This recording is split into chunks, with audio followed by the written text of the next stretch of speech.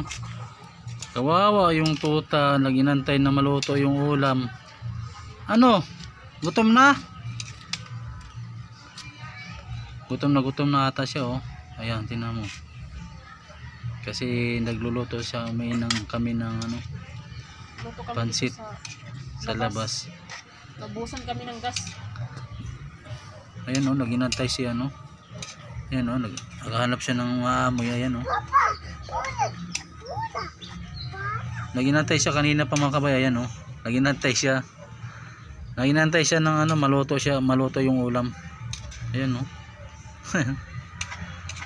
Mamaya pag naluto, kain na kayo. Di pa luto.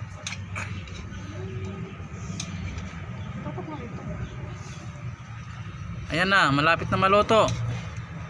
Ayan yung manok. Ninantay niya, kanina pa siya naginantay habang nagluluto eh. Nakaharap siya kanina. Gusto mo tao chicken? Yung ulo, leg to. Mamaya pag luto yan, ilaw pa yan. Kanina pa siya mga kabay dyan naginantay. Kawawa.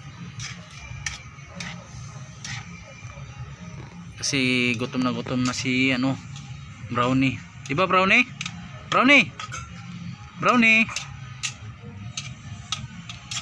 is nabiyero siya dahil ano, wala siyang model. Gutom na siya. Mamaya upo ka lang, upo ka. Yan, dyan. Kaintindihan siya ng sit down eh. Upo lang, upo. Sit down. Upo ka muna habang ano, nagluluto. Upo.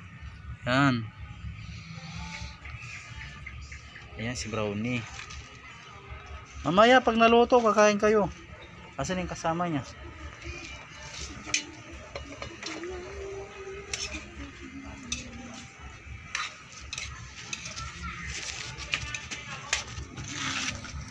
Gutom na Brownie? Gutom na? Ha? Upo ka muna.